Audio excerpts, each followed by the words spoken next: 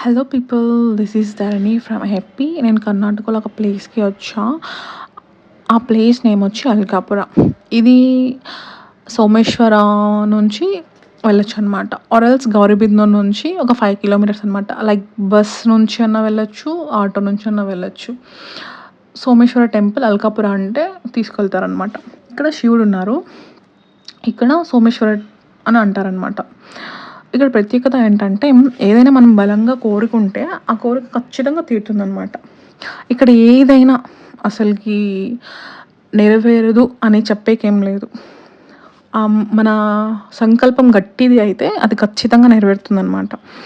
ఇది ప్రాసెస్లోకి వెళ్తే మనము ఇక్కడ పూజారి వాళ్ళు ఉంటారు కదా టెంపుల్లో, వాళ్ళు మార్నింగే తుమ్మపూలు అనేది తీసుకొస్తారనమాట. ఆ తుమ్మపూలు తీసుకొచ్చి పూజ చేసి ఎవరైతే భక్తులు వస్తారో ఆ భక్తులు కోరికలు ఉంటాయి కదా, వాళ్ళు కోరుకొని ఉంటారనమాట. మనం అది కోరుకొని ఆ పూజారి ఇచ్చే పూల్ని, తుమ్మ పూల్ని తీసుకుంటాం అనమాట. తీసుకుంటే అది పేరుగా ఉన్నాయా లేవా అని మనం కౌంట్ చేసుకోవాలన్నమాట. కౌంట్ చేసుకొని అవి పేరుగా ఉంటే మన కోరిక తీరినట్టు అనమాట. పేరుగా లేదు అంటే డిసప్పాయింట్ అవ్వకూడదు. నెక్స్ట్ టైం కూడా ట్రై చేయొచ్చు. అది తీరుతుంది తీరదు అని డిసప్పాయింట్ అవ్వకూడదు. మళ్ళీ ఇంకొక ట్రై అనమాట.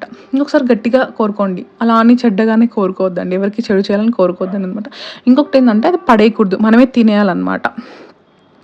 ఇంకొకటి ఏంటంటే అబ్జర్వ్ చేసింది, ప్రతి గుళ్ళో ఇలా జరుగుతుందని చెప్పలేము. నేనైతే ఫస్ట్ టైం చూసాను కర్ణాటకలో. ఇది ఏంటంటే ఊరేగింపు చేస్తారు దేవుణ్ణి. ఆ ఊరేగింపులో భక్తులు ఉన్నారు కదా, ఎవరైతే ఉన్నారో వాళ్ళందరినీ లైన్గా కూర్చోబెడతారు. లేకపోతే వాళ్ళ ఇష్టం, వాళ్ళు కూర్చోవచ్చు లేకపోవచ్చు.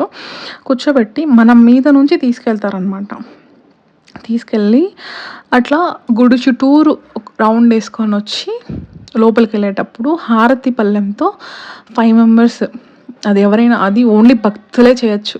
ఎంత ఇది చూడండి, అసలుకి ఎంత అదృష్టం చేసుకుంటే అంత దొరుకుతుంది. అది మన ఏపీలో ఉందో లేదో నాకు తెలీదు.